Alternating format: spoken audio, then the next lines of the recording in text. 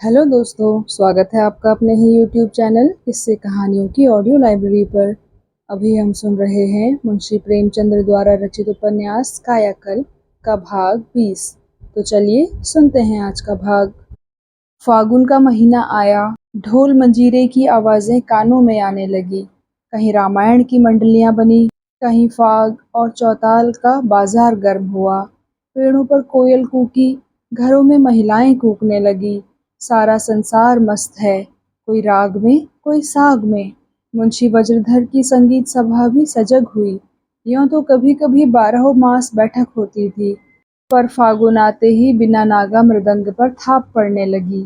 उदार आदमी थे, फिक्र को कभी पास न आने देते थे। इस विषय में वह बड़े बड़े दार्शनिकों से भी 2 कदम आगे बढ़े हुए थे। अपने शरीर को वह कभी कष्ट न देते थे। कवि के आदेशानुसार बिगड़ी को बिसार देते थे। हाँ, आगे की सुधि ना लेते थे। लड़का जेल में है, घर में स्त्री रोते रोते अंधी हुई जाती है। सयानी लड़की घर में बैठी हुई है। लेकिन मुंशी जी को कोई गम नहीं। पहले 25 रुपए में गुजर करते थे, अब 75 रुपए भी पूरे नहीं पड़ते। जिनसे मिलते हैं हंसकर, सबकी मदद करने को तैयार, मानो उनके मारे अब कोई प्राणी रोगी, दुखी, दरिद्र न रहने पाएगा। मानो वह ईश्वर के दरबार से लोगों के कष्ट दूर करने का ठेका लेकर आए हैं। वादे सबसे करते हैं। किसी ने झुककर सलाम किया और प्रसन्न हो गए। दोनों हाथों से वरदान बांटते फिरते हैं, फिर चाहे एक भी ना पूरा कर सकें। अपने मोहल्ले के कई बेफिक्रों को, जिन्हें कोई टके को भी ना पूछता था, रियासत में नौकर करा दिया। किसी को चौकीदार, किसी को मुहर्रिर और किसी को कारिंदा। मगर नेकी करके दरिया में डालने की उनकी आदत नहीं। जिससे मिलते हैं अपना ही यश गाना शुरू करते हैं और उसमें मनमानी अतिशयोक्ति भी करते हैं।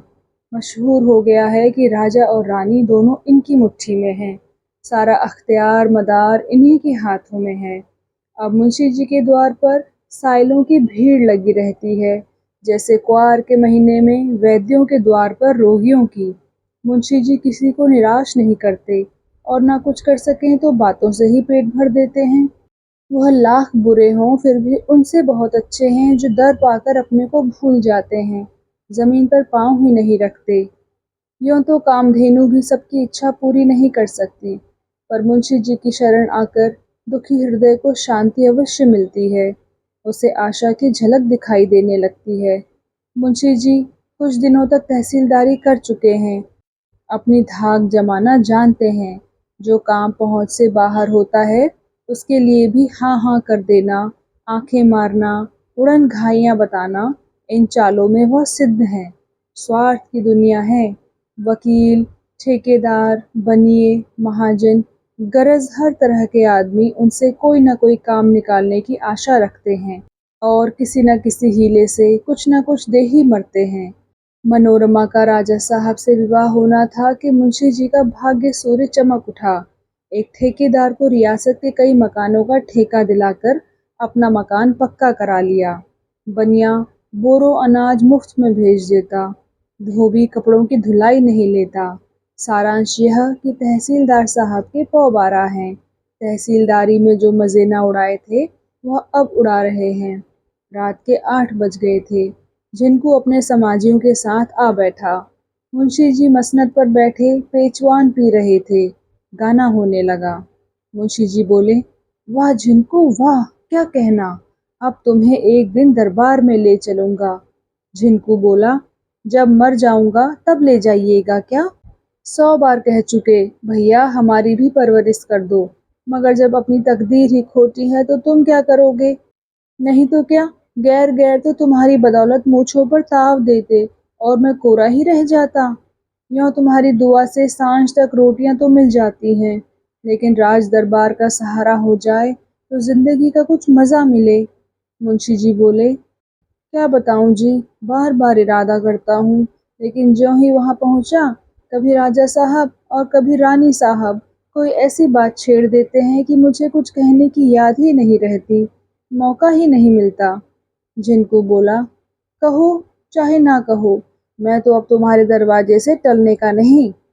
मुंशी जी बोले, कहूँगा जी और बदकर। यह समझ लो कि तुम वहाँ हो गए, बस मौका मिलने भर की देर है। रानी साहब इतना मानती हैं कि जिसे चाहूँ निकलवा दूँ, जिसे चाहूँ रखवा दूँ। दीवान साहब भी अब दूर से ही सलाम करते हैं। फिर मुझे अपने काम से काम है, किसी की शिकायत क्यों करूँ? मेरे लिए कोई रोक टोक नहीं है।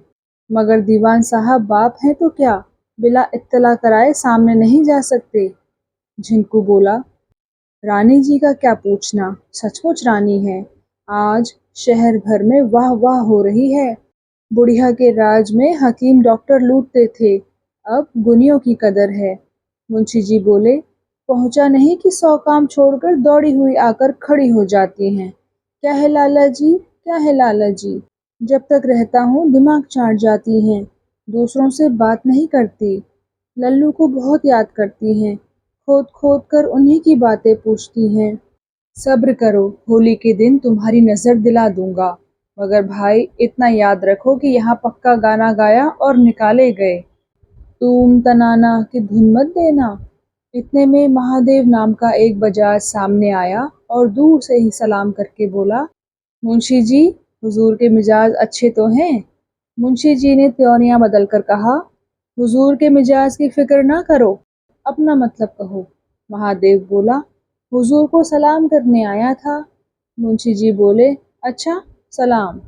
महादेव बोला, आप हमसे कुछ नाराज मालूम होते हैं। हमसे तो कोई ऐसी बात। मुंशी जी बात काट कर बोले, बड़े आदमियों से मिलने जाया करो तो तमीज से बात किया करो। मैं तुम्हें सेठ जी कहने के बदले अरे ओ बनिए ऐसा कहूँ तो तुम्हें बुरा लगेगा या नहीं? महादेव बोला, हाँ हुजूर, इतनी खता तो हो गई, अब माफी दी जाए। नया माल आया है, हुक्म हो तो कुछ कपड़े भेजूं? मुंशी जी बोले, फिर वही बनिएपन की बातें। कभी आज तक और भी आए थे पूछने कि कपड़े चाहिए हुजूर को? मैं वही हूँ या कोई और? अपना मतलब कहो साफ साफ। महादेव बोला, हुजूर तो समझते ही हैं, मैं क्या कहूँ? मुंशी जी बोले, अच्छा तो सुनो लाला जी, घूस नहीं लेता, रिश्वत नहीं लेता। जब तहसीलदारी के ज़माने में ही ना लिया तो अब क्या लूँगा? लड़की की शादी होने वाली है, उसमें जितना कपड़ा लगेगा वह तुम्हारे सिर।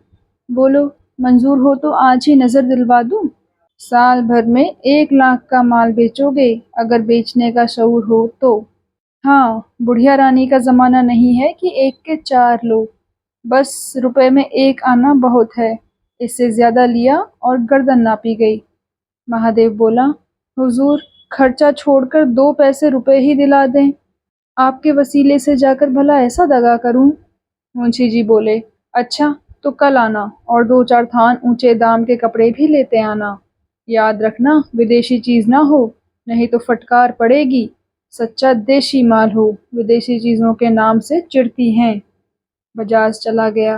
मुंशी जी झिंकू से बोले, देखा, बात करने की तमीज नहीं और चले हैं सौदा बेचने। झिंकू बोला, भैया भिड़ा देना बेचारे को, जो उसकी तकदीर में होगा वह मिल ही जाएगा। सेंत मेंत में जस मिले तो लेने में क्या हर्ज है? मुंशी जी बोले, अच्छा जरा ठेका संभालो, कुछ भगवान का भजन हो जाए। यह बनिया ना जाने कहाँ से कूद पड़ा। यह कहकर मुंशी जी ने मीरा का पद गाना शुरू किया। उसके बाद झिंकू बोला, वाह भैया वाह, चोला मस्त कर दिया। तुम्हारा गला तो दिन दिन निखरता जाता है। मुंशी जी बोले, गाना ऐसा होना चाहिए कि दिल पर असर पड़े, यह नहीं कि तुम तो तूम ताना का तार बांध दो और सुनने वाले तुम्हारा मुंह ताकते रहें। जिस गाने से मन में भक्ति, वैराग्य, प्रेम और आनंद की तरंगे ना उठे, वह गाना नहीं है। झिंकू बोला, अच्छा, अब की मैं भी कोई ऐसी ही चीज सुनाता हूँ। मगर मजा तो जब है कि हारमोनियम तुम्हारे हाथ में हो।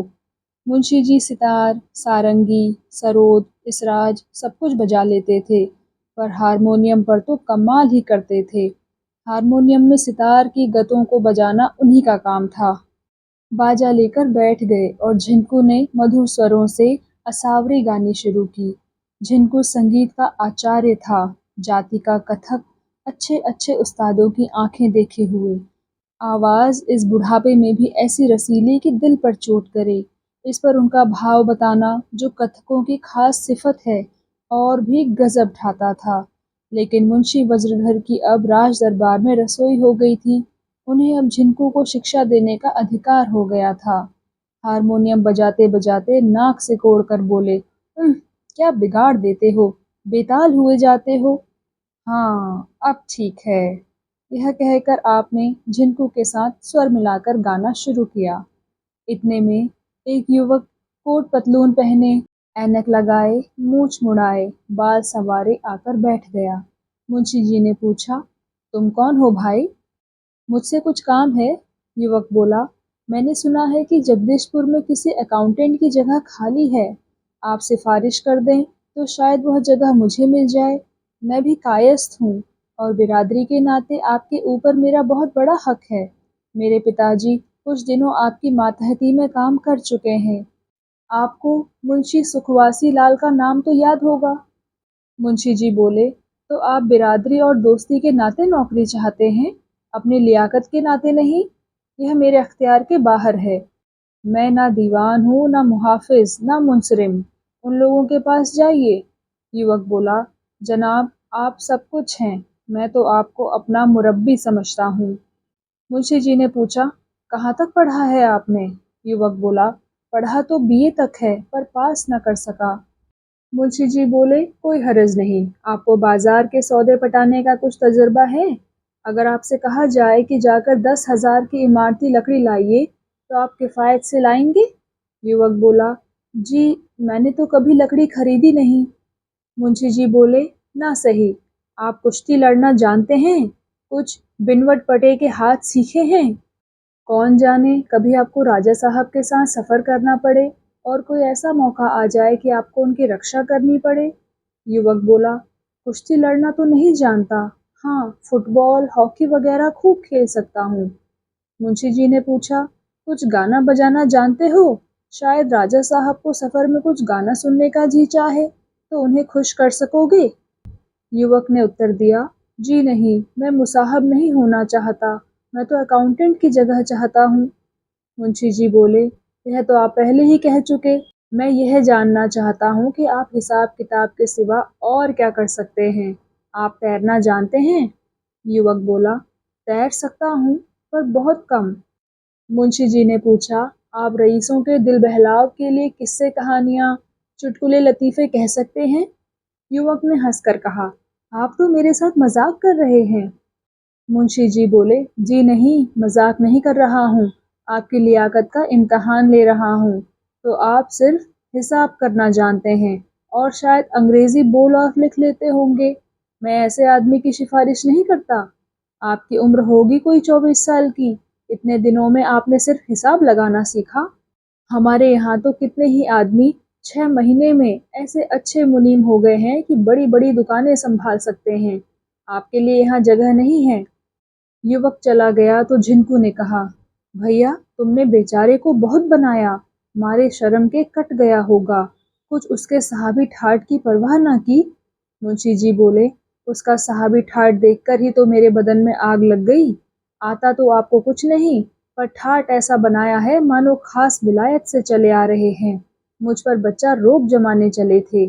4 हरफ अंग्रेजी पढ़ ली तो समझ गए कि अब हम फाजिल हो गए। पूछो, जब आप बाजार से धेले का सौदा नहीं ला सकते तो आप हिसाब किताब क्या करेंगे?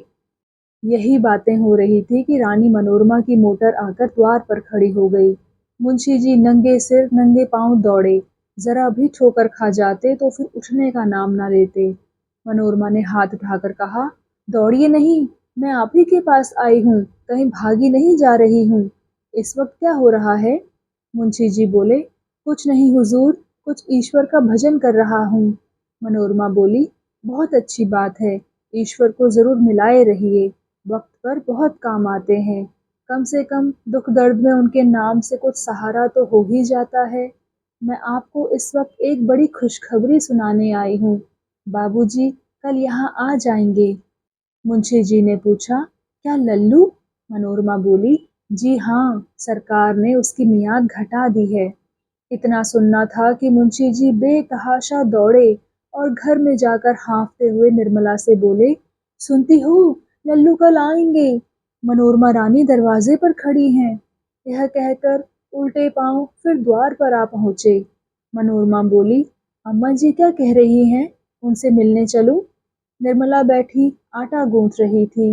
रसोई में केवल एक मिट्टी के तेल की कुप्पी जल रही थी। बाकी सारा घर अंधेरा पड़ा था। मुंशी जी सदा लुटाऊ थे। जो कुछ पाते थे बाहर ही बाहर उड़ा देते थे। घर की दशा ज्यों की त्यों थी। निर्मला को रोने धोने से फुर्सत ही ना मिलती थी कि घर की कुछ फिक्र करती। अब मुंशी जी बड़े असमंजस में पड़े। अगर पहले से मालूम होता कि रानी जी का शुभागमन होगा तो कुछ तैयारी कर रखते। कम से कम घर की सफाई तो करवा देते। दो चार लालटेनें मांग जांच कर जला रखते। पर अब क्या हो सकता था?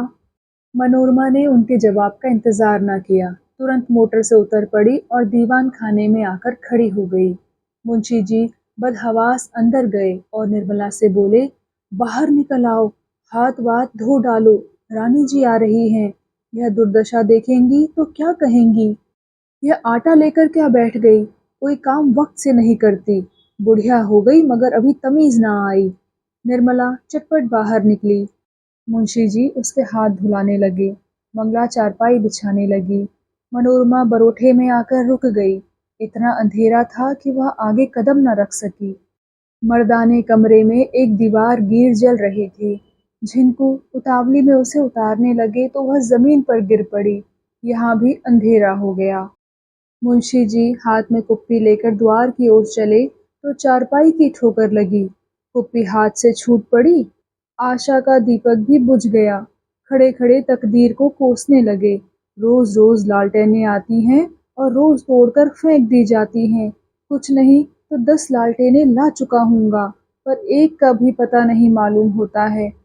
किसी कुली का घर है, उसके भाग्य की भांति अंधेरा। राक्षस के घर ब्याही जोए, भून भान कलेवा होए। किसी चीज की हिफाजत करनी तो आती ही नहीं। मुंशी जी तो अपनी मुसीबत का रोना रो रहे थे। झिनकू दौड़कर अपने घर से लालटेन लाया और मनोरमा घर में दाखिल हुई। निर्मला आंखों में प्रेम की नदी भरे सिर झुकाए खड़ी थी। जी चाहता था इनके पैरों के नीचे आंखें बिछा दूं। मेरे धन्य भाग। एकाएक मनोरमा ने झुककर निर्मला के पैरों पर शीश झुका दिया और पुलकित कंठ से बोली, माता जी, धन्य भाग के आपके दर्शन हुए, जीवन सफल हो गया। निर्मला सारा शिष्टाचार भूल गई, बस खड़ी रोती रही। मनोरमा के शील और विनय ने शिष्टाचार को तृण की भांति मातृ स्नेह की तरंग में बहा दिया। इतने में मंगला आकर खड़ी हो गई। मनोरमा ने उसे गले से लगा लिया और स्नेह कोमल स्वर में बोली, आज तुम्हें अपने साथ ले चलूंगी। 2-4 दिन तुम्हें मेरे साथ रहना पड़ेगा। हम दोनों साथ साथ खेलेंगी। अकेले पड़े पड़े मेरा जी घबराता है। तुमसे मिलने की मेरी बड़ी इच्छा थी। निर्मला बोली, मनोरमा, तुमने हमें धरती से उठाकर आकाश पर पहुंचा दिया। तुम्हारे शील स्वभाव का कहाँ तक बखान करूं? मनोरमा बोली, माता के मुख से ये शब्द सुनकर मेरा हृदय गर्व से फूला नहीं समाता। मैं बचपन से ही मातृ स्नेह से वंचित हो गई, पर आज मुझे ऐसा ज्ञात हो रहा है कि अपनी जननी के चरण को स्पर्श कर रही हूँ। मुझे आज्ञा दीजिए, जब कभी जी घबराए तो आकर आपके स्नेह कोमल चरणों में आश्रय लिया करूं। कल बाबूजी आ जाएंगे। अवकाश मिला तो मैं भी आऊंगी। पर यदि मैं किसी कारण से ना आ सकूं तो आप कह दीजिएगा कि किसी बात की चिंता ना करें। मेरे हृदय में अब भी उनके प्रति वही श्रद्धा और अनुराग है। ईश्वर ने चाहा तो मैं शीघ्र ही उनके लिए रियासत में कोई स्थान निकालूंगी। बड़ी दिल लगी हुई। कई दिन हुए लखनऊ के एक तालुकेदार ने गवर्नर की दावत की थी। मैं भी राजा साहब के साथ दावत में गई थी। गवर्नर साहब शतरंज खेल रहे थे। मुझसे भी खेलने के लिए आग्रह किया। मुझे शतरंज खेलना तो आता नहीं, पर उनके आग्रह से बैठ गई। ऐसा संयोग हुआ कि मैंने ताबड़तोड़ उनको 2 मातें दी। तब आप झल्लाकर बोले, अब की कुछ बाजी लगाकर खेलेंगे, बोलो क्या बदती हो? मैंने कहा, इसका निश्चय बाजी पूरी होने के बाद होगा। तीसरी बाजी शुरू हुई। अब की वह खूब संभल कर खेल रहे थे और मेरे कई मोहरे पीट लिए। मैंने समझा अब की मात हुई, लेकिन सहसा मुझे ऐसी चाल सूझ गई कि हाथ से जाती बाजी लौट पड़ी। मैं तो समझती हूँ ईश्वर ने मेरी सहायता की। फिर तो उन्होंने लाख लाख सिर पटका। उनके सारे मित्र जोर मारते रहे, पर मात ना रोक सके। सारे मोहरे धरे ही रह गए। मैंने हंसकर कहा, बाजी मेरी हुई। अब जो कुछ मैं मांगू वह आपको देना पड़ेगा। उन्हें क्या खबर थी कि मैं क्या मांगूंगी। हंसकर बोले, हाँ हाँ, मैं कब फिरता हूँ। मैंने 3 वचन लेकर कहा, आप मेरे मास्टर साहब को बेकसूर जेल में डाले हुए हैं, उन्हें छोड़ दीजिए। यह सुनकर सभी सन्नाटे में आ गए, मगर कौल हार चुके थे और स्त्रियों के सामने ये सब जरा सज्जनता का स्वांग भरते हैं। मजबूर होकर गवर्नर साहब को वादा करना पड़ा, पर बार बार पछताते थे और कहते थे, आपकी जिम्मेदारी पर छोड़ रहा हूँ। खैर, मुझे कल मालूम हुआ कि रिहाई का हुक्म हो गया है और मुझे आशा है कि कल किसी वक्त वह यहाँ आ जाएंगे। निर्मला बोली, आपने बड़ी दया की, नहीं तो मैं तो रोते रोते मर जाती। मनोरमा बोली, रोने की क्या बात थी। माताओं को चाहिए कि अपने पुत्रों को साहसी और वीर बनाएं। एक तो यहाँ लोग यूं ही डरपोक होते हैं, उस पर घर वालों का प्रेम उनकी रही सही हिम्मत भी हर लेता है। फिर मंगला से बोली, तो क्यों बहन, मेरे यहाँ चलती हो। मगर नहीं, कल तो बाबूजी आएंगे। मैं किसी दूसरे दिन तुम्हारे लिए सवारी भेजूंगी। निर्मला बोली, जब आपकी इच्छा होगी तभी भेज दूंगी मैं इसे। मनोरमा बोली, तुम क्यों नहीं बोलती बहन, समझती होगी कि यह रानी है, बड़ी बुद्धिमान और तेजस्वी होगी। पहले रानी देवप्रिया को देखकर मैं भी यही सोचा करती थी, पर अब मालूम हुआ कि ऐश्वर्य से न बुद्धि बढ़ती है न तेज। रानी और बांदी में कोई अंतर नहीं होता। यह कहकर उसने मंगला के गले में बाहें डाल दी और प्रेम से सने हुए शब्दों में बोली, देख लेना, हम तुम कैसे मजे से गाती बजाती हैं। बोलो, आओगी ना। मंगला ने माता की ओर देखा और इशारा पाकर बोली, जब आपकी इतनी कृपा है तो क्यों ना आऊंगी। मनोरमा बोली, कृपा और दया की बात करने के लिए मैं तुम्हें नहीं बुला रही हूँ। ऐसी बातें सुनते सुनते मैं ऊब गई हूँ। सहेलियों की भांति गाने बजाने, हंसने बोलने के लिए बुलाती हूँ। वहाँ सारा घर आदमियों से भरा हुआ है, पर एक भी ऐसा नहीं जिसके साथ बैठकर एक घड़ी हंसूं या बोलूं। यह कहते कहते उसने अपने गले से मोतियों का हार निकालकर मंगला के गले में डाल दिया और मुस्कुराकर बोली, देखो अम्मा जी, यह हार इसे अच्छा लगता है ना। मुंशी जी बोले, ले मंगला, तूने तो पहले ही मुलाकात में मोतियों का हार मार लिया। और लोग तो मुंह ही ताकते रह गए। मनोरमा बोली, माता पिता लड़कियों को देते हैं, मुझे तो आपसे मिलना चाहिए। मंगला तो मेरी छोटी बहन है। जी चाहता है इसे इसी वक्त लेती चलूं। इसकी सूरत तो बाबूजी से बिल्कुल मिलती है। मर्दों के कपड़े पहना दिए जाएं तो पहचानना मुश्किल हो जाए। चलो मंगला, कल हम दोनों आ जाएंगी। निर्मला ने बोला, कल ही लेती जाइएगा। मनोरमा बोली, मैं समझ गई। आप सोचती होंगी ये कपड़े पहने क्या जाएगी। तो क्या वहाँ किसी बेगाने घर जा रही है, क्या वहाँ साड़ियाँ ना मिलेंगी। उसने मंगला का हाथ पकड़ लिया और उसे लिए द्वार की ओर चली। मंगला हिचकिचा रही थी, पर कुछ कह ना सकती थी। जब मोटर चली गई तो निर्मला ने कहा, साक्षात देवी है। मुंशी जी बोले, लल्लू पर इतना प्रेम करती है कि वह चाहता तो इससे विवाह कर लेता। धर्म ही खोना था तो कुछ स्वार्थ से खोता। मीठा हो तो जूठा भी अच्छा, नहीं तो कहाँ जाकर गिरा उस कंगली पर जिसके माँ बाप का भी पता नहीं। निर्मला व्यंग से बोली, वाह वाह, क्या लाख रुपए की बात कही है। ऐसी बहू घर में आ जाए लाला तो एक दिन न चले। फूल सूंघने में ही अच्छा लगता है, खाने में नहीं। गरीबों का निर्वाह गरीबों में ही होता है। मुंशी जी बोले, प्रेम बड़ों बड़ों का सिर नीचा कर देता है। निर्मला बोली, जी ना जलाओ, बेबात की बात करते हो। तुम्हारे लल्लू ऐसे ही तो बड़े खूबसूरत हैं, सिर में एक बाल न रहता। ऐसी औरतों को प्रसन्न रखने के लिए धन चाहिए। प्रभुता पर मरने वाली औरत है। 10 बज रहे थे। मुंशी जी भोजन करने बैठे, मारे खुशी के फूले न समाते थे। लल्लू को रियासत में कोई अच्छी जगह मिल जाएगी, फिर पांचों उंगली घी में होंगी। अब मुसीबत के दिन गए, मारे खुशी के उनसे खाया भी नहीं गया। जल्दी से 2-4 कौर खाकर बाहर भागे और अपने इष्ट मित्रों से चक्रधर के स्वागत के विषय में आधी रात तक बातें करते रहे। निश्चय किया गया कि प्रातःकाल शहर में नोटिस बांटी जाए और सेवा समिति के सेवक स्टेशन पर बैंड बजाते हुए उनका स्वागत करें। लेकिन निर्मला उदास थी। मनोरमा से उसे न जाने क्यों एक प्रकार का भय हो रहा था। तो दोस्तों, कैसा लगा आपको आज का भाग? कृपया कमेंट सेक्शन में आकर ज़रूर बताइएगा। और अगर आपने अभी तक इस चैनल को सब्सक्राइब नहीं किया है तो कृपया सब्सक्राइब भी ज़रूर कर लीजिएगा। मैं मिलती हूँ आपसे इसी कहानी के अगले भाग के साथ। तब तक के लिए धन्यवाद।